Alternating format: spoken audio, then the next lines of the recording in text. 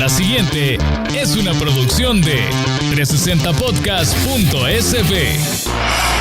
A continuación, Historia Azul, la historia de El Salvador.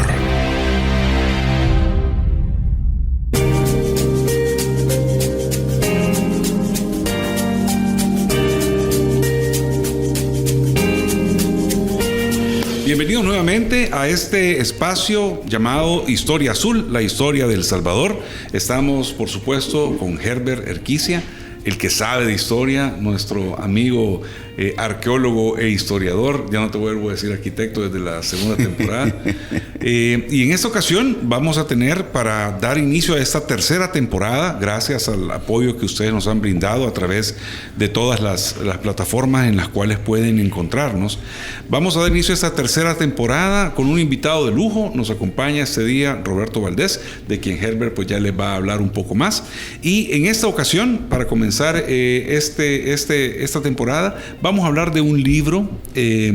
Vamos a presentar un poco acerca del libro, pero este episodio y el siguiente episodio de esta temporada, el episodio 26 y 27, se van a tratar acerca del golpe de Estado a la Asamblea Nacional Constituyente de 1885, que también es el título del libro, y el contexto, las ramificaciones y los resultados de dicho evento, el cual pues ha tenido una trascendencia hasta el día de ahora.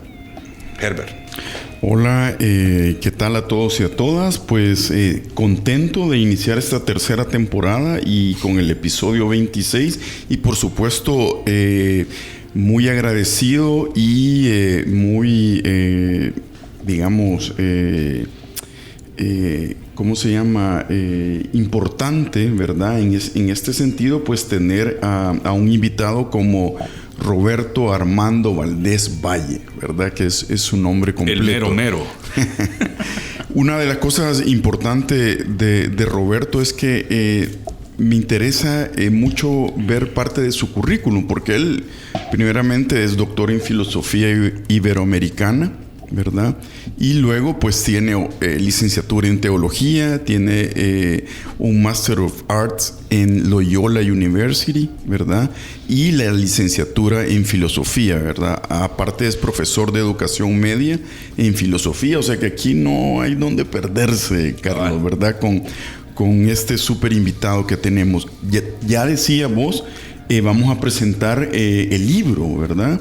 Pero también creo que es importante, tiene varios libros, Roberto, algunos, digamos, que podríamos estar, refiriéndonos en algún momento en este ir y venir, ¿verdad? De narrar, de contar la historia. Pero hoy, sin embargo, va a presentar el libro Golpe de Estado, la Asamblea Nacional Constituyente de 1885, un ensayo de interpretación que lo elabora con la editorial de la Universidad Evangélica de El Salvador y que, muy amablemente tu servidor fue invitado a hacer un prólogo, ¿verdad? Allí, y es un libro interesantísimo con una gran cantidad de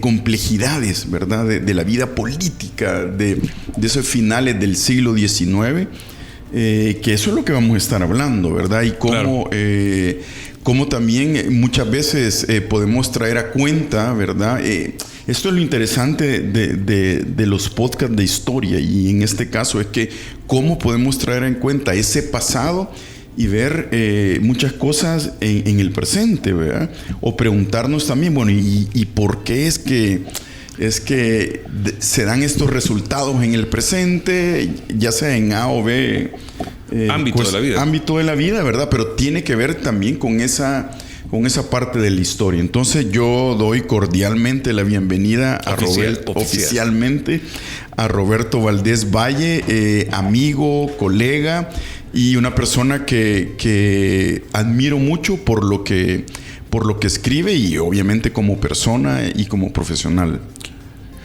Pues nada, y muchas gracias por la invitación, ¿verdad? Y las palabras.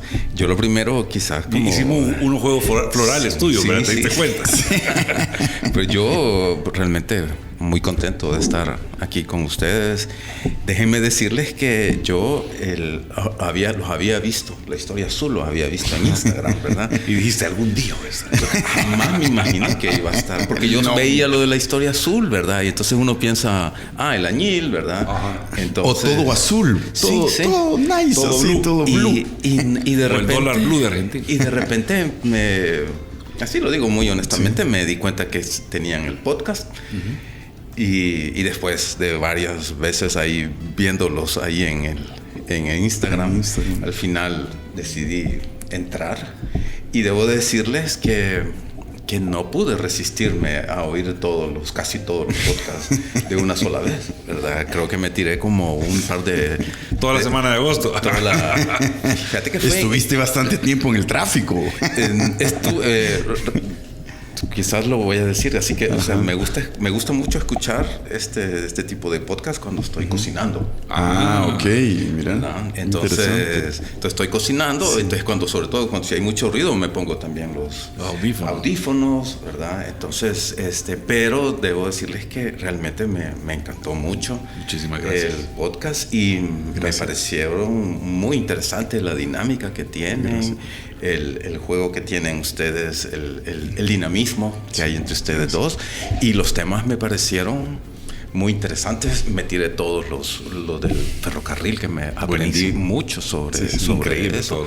También me encantó mucho el podcast sobre creo que fue el primero o el de la arqueología urbana. Arqueología urbana, fue el último, uno de los últimos, ¿verdad? Si es que es la época que vos trabajás, entonces tanto ferrocarril como arqueología urbana.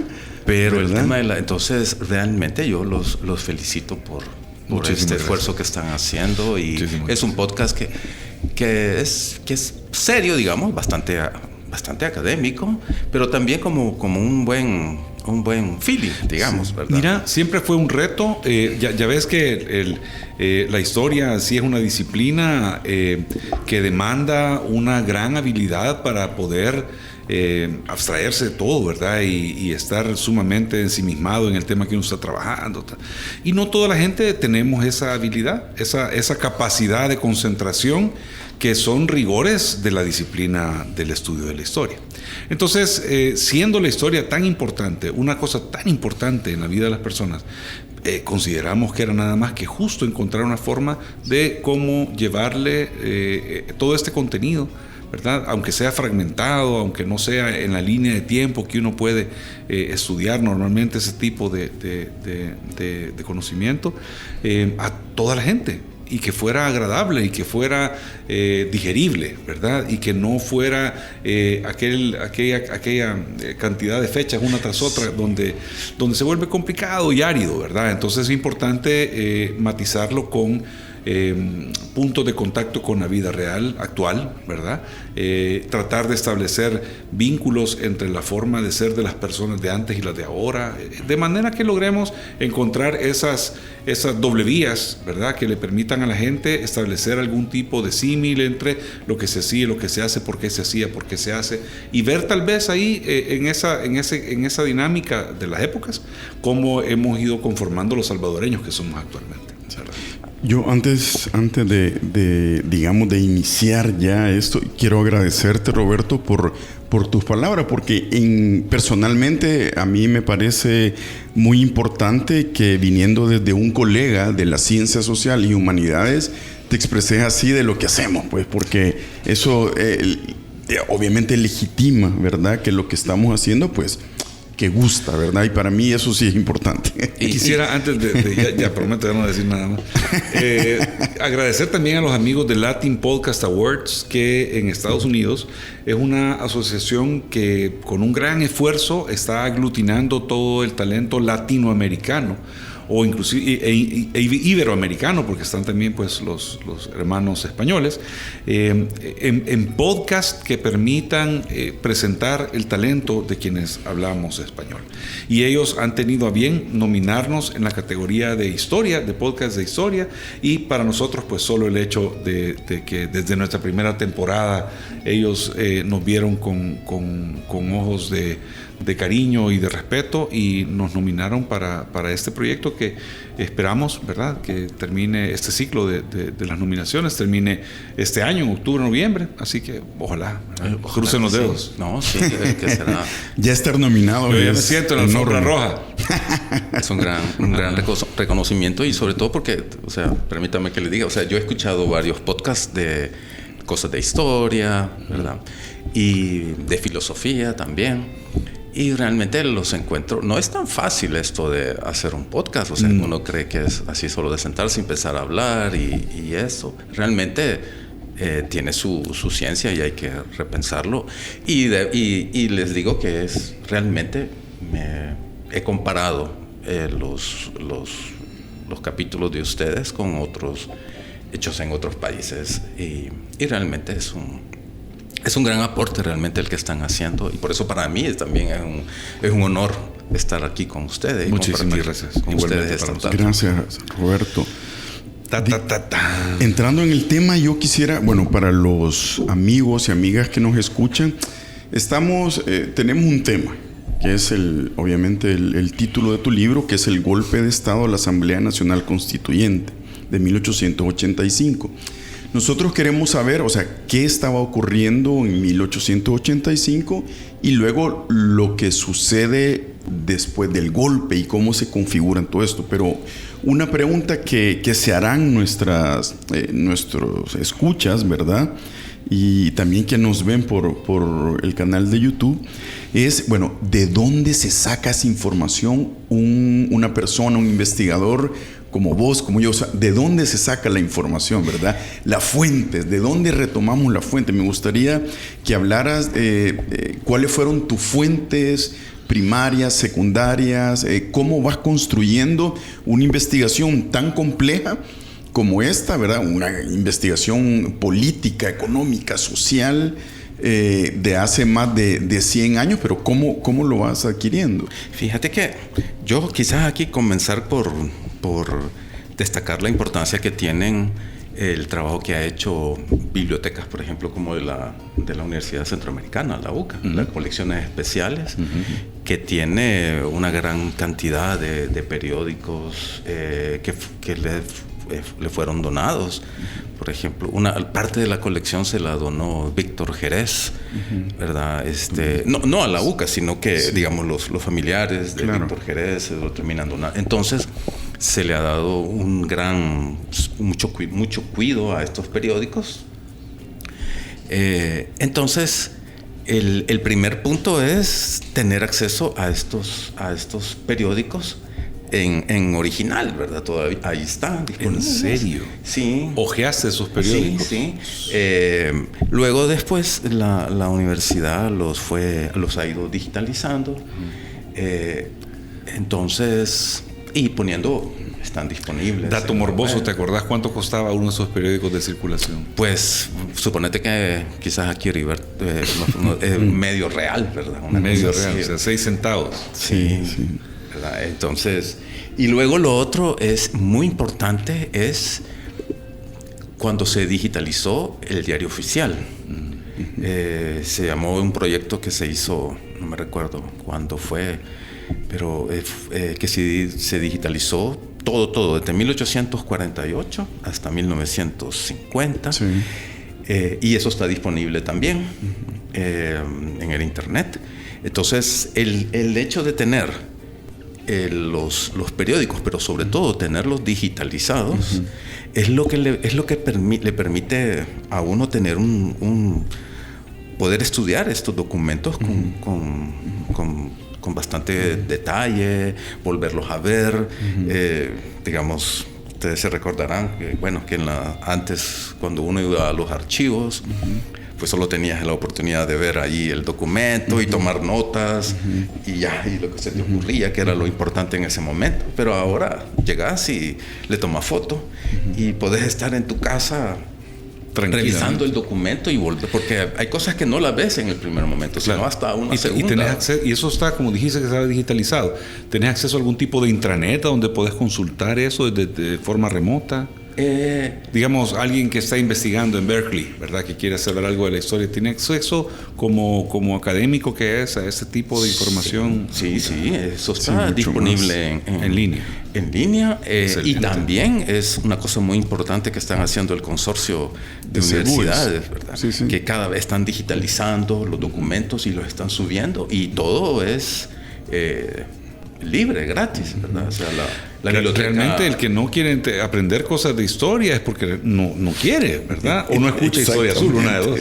Sí, y volviendo a lo que decía Roberto, yo creo que es importante porque hablamos de historia, ¿verdad? En este podcast, pero no, muy rara vez hablamos de la importancia de las fuentes y de ese patrimonio cultural documental, ¿verdad? Que se resguarda en bibliotecas, en hemerotecas, que son las que resguardan los periódicos, no solo los oficiales, como vos decís, sino que otros tipos de periódicos, ¿verdad? Que probablemente son, digamos, los grandes periódicos que conocemos del siglo XX, pero también hay periódicos locales, ¿verdad? Que duraron algún tiempo y esto y lo otro, y a partir de esa información, ¿verdad? Y de otra información como los anuarios, todas estas...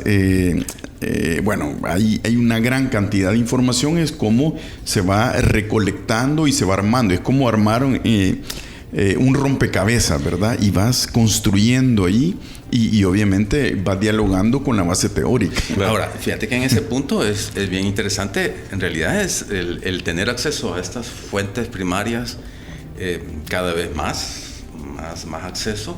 También un desafío para quien investiga, porque realmente a veces en la investigación, en la historia, a veces uno se va por las conclusiones que ha hecho algún investigador que ha tocado el tema antes que vos.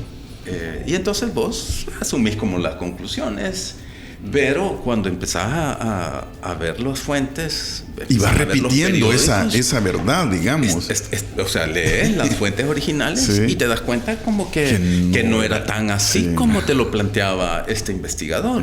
Lo cual yo creo que no es malo, porque si partimos de la idea de que la ciencia es algo que está constantemente avanzando. ¿Verdad? Y digamos, ya en mi papel de filósofo, ¿verdad? Y que, digamos, lo fundamental de la ciencia es refutarla, es rebatirla. O sea, digamos, la ciencia lo que busca no es tanto asegurarse un conocimiento absoluto, sino más bien buscando dónde hay problemas. No son verdades pétreas. Exacto. ¿Verdad? Entonces, digamos, el hecho de tener cada vez más fuentes es una gran cosa, te permite comprender mejor, pero también para los historiadores y para todos los académicos realmente es un gran desafío. Por ejemplo, en mi caso, siempre se nos han vendido la idea de que los liberales son los liberales, y solo hay liberales versus contra conservadores en el siglo XIX. Pero lo que yo encontré en este libro es que el conflicto es un conflicto entre liberales, no es un conflicto entre católicos y conservadores. Son facciones liberales. Facciones liberales que realmente llegan a un choque de posturas políticas en el que no hubo otra solución más que darle un golpe de Estado, ¿verdad? Entonces, lo cual mencionábamos al principio era como inusual, porque uno está más acostumbrado a escuchar que los golpes de Estado han sido históricamente contra los presidentes, contra el poder ejecutivo.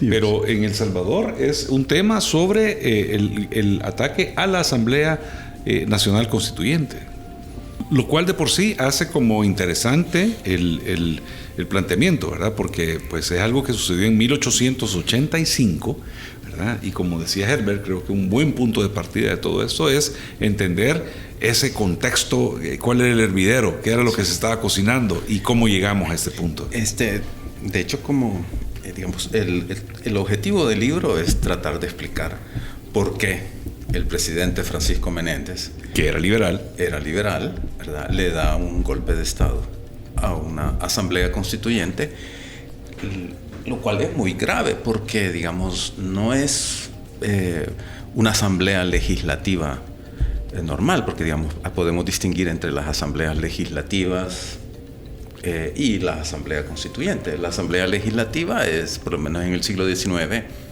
cada año se elegía, Pero una asamblea constituyente es muy especial. Solo se convoca para hacer una constitución. Y la teoría, según la teoría política, ¿verdad?, es que en la asamblea constituyente vos tenés reunido al soberano mismo. Claro. Es el soberano. Son los diputados de esa asamblea, son libérrimos, digamos, tienen absoluto libertad para decidir lo que van a hacer con el país. Entonces, digamos, es en realidad un golpe de Estado en contra del soberano, que uno dirá, bueno, quizás esto no sé si es que tan relevante es. Bueno, si lo vemos que el soberano comenzó siendo el rey en Europa, el soberano comenzaron siendo los monarcas, y después en el siglo XIX el soberano termina siendo el pueblo. Entonces es el pueblo que delega, el único soberano delega en unos diputados que decidan qué van a hacer con este país, ¿verdad?, cómo lo van a estructurar. Y entonces, bueno, ¿cómo es que alguien como Francisco Menéndez se atreve a darle un golpe al soberano, teniendo en cuenta que Menéndez era un presidente provisional? Él no había sido electo, sino que él había llegado al poder luego de derrocar al presidente Rafael Saldívar, ¿verdad?, que era otro liberal. Que era otro liberal. Entonces él es un presidente provisional, y él convoca y hace un gran esfuerzo él es el que tiene la idea principal de que hay que convocar al país, a los pueblos, a hacer una nueva constitución. Te quiero hacer una consulta. Bueno, salimos debajo de la corona española entre 1821 y 1824. ¿Verdad? Creo que en 24 o 27 se hace la primera constitución, por ahí. ¿Es el primer esfuerzo de una constitución? ¿O 23. 23. Entre ese 23 y ese 85, ¿qué constituciones fueron? Bueno, está la del 23, luego vinieron, bueno, que es la del 23. 1823, la de por 1823 favor. es la de la federación. La federación, sí. La federación se hizo unas reformas, pero ya no en medio de la federación. Luego, ya El Salvador, cuando ya sale de la Federación de Centroamérica, hace su primera constitución en 1841. Esa estuvo en vigencia hasta 1864. Luego hay otra en 1871, en el 72. Al año siguiente se convoca otra. Luego está la Constitución de 1880, 1883, y ahí llegamos al 85, 86. Entonces claro, estamos hablando de unas seis constituciones cada 10 años en promedio. Más o menos. Sí.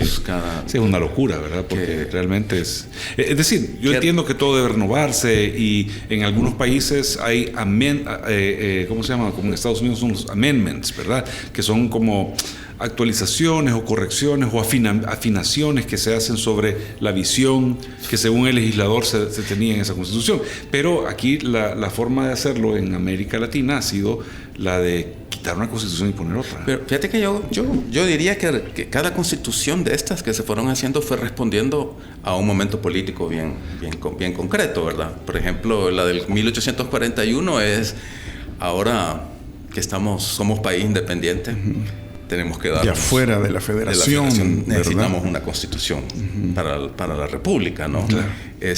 La de 1864 es impulsada por Francisco Dueñas, que es, digamos, nosotros lo consideramos conservador, ¿verdad? Entonces se les suele llamar a la Constitución de 1864 Gerardo Barrios también conservadora. Esto es después de Gerardo Barrios. También él lo consideraba conservador. Ajá. Entonces tenemos la de 64 trata de marcar el espíritu del nuevo partido político que va a estar al frente del país, digamos, ¿verdad? Entonces, claramente uno mira contrastes entre la Constitución del 1864 y la de 1841. Y se puede entender porque venís saliendo de repente te dijeron, sos libre. ¿Y ahora? Claro. Entonces, realmente tenés que encontrar cuál va a ser tu vocación en la vida como país. Sí. ¿Verdad? Y esta era gente que no, pues sí, acostumbrados únicamente a seguir órdenes y a tener esa visión monárquica del universo. Ahora, ¿cómo soy capaz de ponerme de acuerdo con los demás para encontrar la visión de país que queremos, establecer reglas que duren en el tiempo y ponernos a trabajar? Era ese pleito constante. Y fíjate que por entonces, ver quién se impone. La Constitución de 1871 se da luego del derrocamiento de Francisco Dueñas. Entonces, digamos, es la época que se le suele llamar, los historiadores le llaman como el inicio de las reformas, el segundo ciclo de reformas liberales. 1871 coincide con una nueva constituyente. Entonces, son como... Sí, que lo mismo que estaba pasando muy parecido en Guatemala y en Costa Rica, sí, ¿verdad? O sea, en este mismo momento casi que se alinean, ¿verdad?, los liberales para llegar de alguna manera al poder, ¿verdad? Digamos. Y derrocar a esta generación de políticos conservadores. Que ya vienen como del... O sea, que también son mayores. Que son de edad mayor. Voy a utilizar que tienen, entre comillas, el tufo antiguo régimen, ¿verdad? Más o menos por ahí va el asunto. Sí, sí. Pero ahí viene también un montón de cosas, pues. Es decir, vaya, si nos vas a contar un poco sobre el tema de específicamente los cambios, pero anticipando, obviamente venía una ruptura definitiva con las estructuras político-eclesiásticas que habían seguido dominando, obviamente dominaban en la época de la corona, pero después se quedaron con bastantes hilos manejando las cosas, y eso limitaba, ¿verdad? Y no permitía que el país creciera, creo yo, en cierta forma. Fíjate que yo siento que la Constitución del 71 es de 1871. Que nosotros como vivimos en el 19, ¿verdad? Es lo bueno de tener amigos tan mayores. Sí, aprende uno de ellos. Bueno, tenemos un colega que estuvo acá que vive en el siglo XVI, ¿verdad? Sí. Don Pedro Escalante Arce. Don Pedro en el 16, 17, 18. Entonces de repente 19. Dice, no, si en el 24 andábamos por no sé dónde, del siglo XVI, ¿verdad? Pero bueno, disculpa que te interrumpa. Entonces, digamos, yo creo que la revolución de 1871 es el inicio del proceso que va a cortar definitivamente los lazos con la tradición católica. Ajá. Es hasta 1871. Proceso largo, no es tampoco así. Que va a concluir constitucionalmente hablando hasta 1886. Con la Constitución de 1886. Y creo yo nada más que eso no debe entenderse como que los liberales trataron de interrumpir la vocación religiosa de las personas. No era un tema de decir usted no puede ya seguir en una religión como podría prestarse en otros modelos de Estado que se vieron en el siglo XX para arriba, ¿verdad? Por ejemplo, la Revolución Mexicana, ¿verdad? Que se prohibió. Sí, o la Revolución Rusa, ¿verdad? Sí. Vaya, que fueron tajantes con el tema de la religión es lo opio del pueblo. Esa no fue el espíritu de esto. Era sacar a los religiosos del control moral, social, político, económico del país y permitir que fuera educativo también. Y educativo, totalmente. Educativo es fundamental. Fundamental. Porque sin eso no hay continuidad, exactamente. Quien te forma, ¿verdad? Ajá, sí. Entonces esa era, creo yo, más la intención de cortar esa... Yo lo llamo un proceso de secularización del Estado, ¿verdad? Pasamos de un Estado religioso, católico, que tenía nada menos que 400 años, ¿verdad? Sí, más o menos. Es decir, desde que se instaló la corona española hasta la independencia, es un mundo católico, años, político católico. Claro. Entonces, cuando nos independizamos de España, pero yo pienso que en una independencia política, por lo menos de lo que se llama el liberalismo católico español, se empieza a dar hasta con pasos firmes a partir de 1871, que se da que llega al poder el presidente Santiago González, que había sido amigo de Gerardo Barrios, ¿verdad? Entonces se logra una alianza muy importante de los sectores liberales, y también coincide con lo que dice Herbert, que en Guatemala, en Costa Rica, sí, había que hay todo un movimiento. Abandonar un poco la posición beligerante, ¿verdad? Y lograr... Sí, entonces el objetivo es hacer del Estado salvadoreño un Estado moderno, secular, laico, en el que la religión tiene un lugar importante, pero en la vida privada. En el ámbito personal, el ámbito individual. Sin embargo, perdón, es interesante la propuesta del colega Luis Roberto Hueso Misco, sí. ¿Verdad? Que esta posición también de los liberales, ¿verdad?, ayuda a entrar a la iglesia protestante en El Salvador, evangélicas. Entonces, no es de todo, ahí sí, no queremos religión, sino que también hay o sea, hay varios contrapesos ahí que son importantes. Por eso esta parte del siglo XIX es tan importante, sí, ¿verdad? De entender, porque hay varias aristas, ¿verdad? Sí. Varias aristas. Y creo que... Y ¿sí? Lo que pasa es que, digamos, básicamente los historiadores se han enfocado mucho cuando hablan de las reformas liberales, siempre se enfatiza en las reformas de los ejidos, de las tierras comunales, ¿verdad? De cómo los liberales les quitaron las tierras ejidales y comunales a los indígenas, y se ha enfatizado mucho que en eso consistió básicamente las reformas liberales. Mucho más que eso. Y que por otro lado todo lo demás era pues discusiones sin trascendencia, ¿verdad? Bueno, porque lo importante es la tenencia de la tierra, lo económico, ¿verdad? Entonces lo religioso una línea. No es tan fundamental, lo cultural no es tan fundamental. Y yo creo que el estudiar las fuentes, que es lo que mencionabas al inicio, ¿verdad? El tener el acceso a las fuentes originales, te das cuenta que el tema de la reforma de las tierras ejidales no era tan importante en ese periodo. Cuando tú lees los periódicos de la época, te das cuenta que el problema no es las tierras, quitarle las tierras a los indígenas o a las tierras comunales o municipales. El problema era que no queremos que vengan protestantes a El Salvador. Sí. ¿Entiendes? ¿Verdad? Sí. El problema es que aquí no queremos libertad de cultos. Claro. Aquí no queremos masones. ¿Verdad? Y con todo eso se construye una narrativa en contra de lo liberal y a favor de los, entre comillas, conservadores, porque también tenían ideas que eran muy liberales, ¿verdad? Sí, pero mira, lo que pasa es que las religiones siempre han jugado un papel fundamental, y no solo es la religión católica, sino que cualquier religión a lo largo de la historia, o cualquier tipo de estructura moral que trasciende a la sociedad, siempre tiene un efecto de orden y control, ¿verdad? Entonces creo que quienes están interesados en perpetuar un status quo, pues dicen, bueno, esto no sirve para continuar caminando en esta dirección, ¿verdad?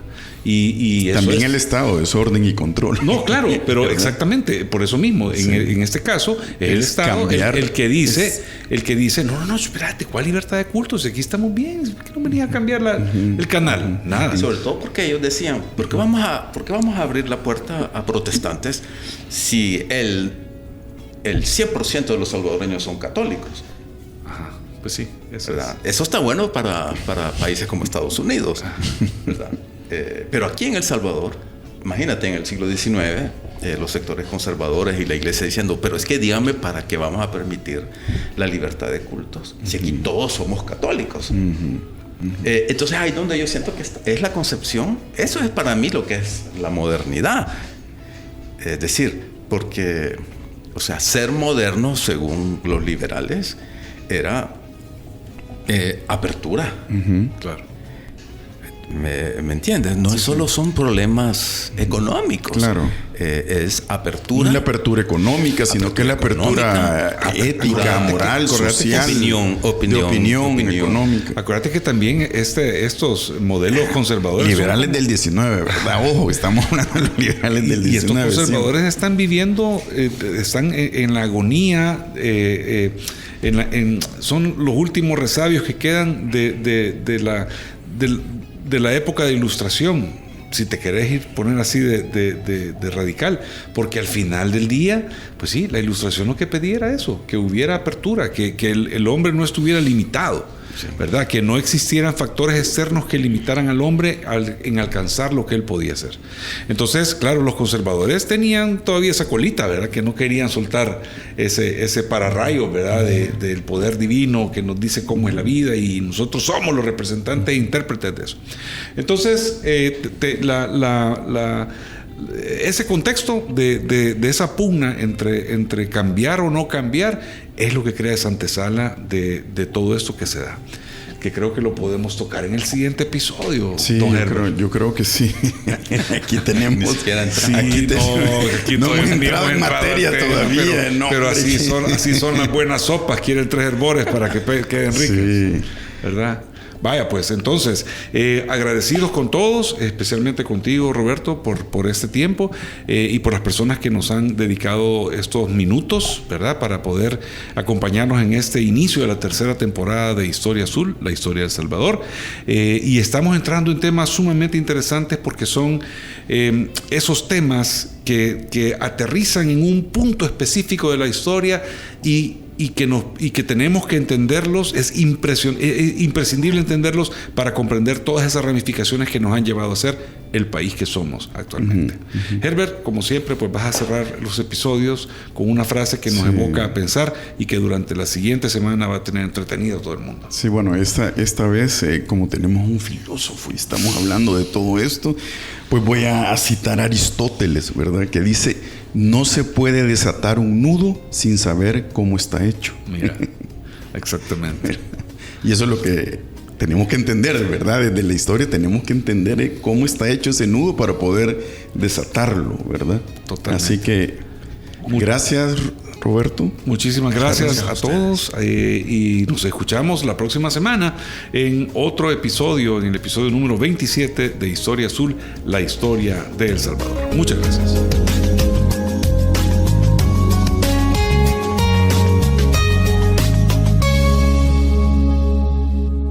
Esta fue una producción de 360podcast.sb.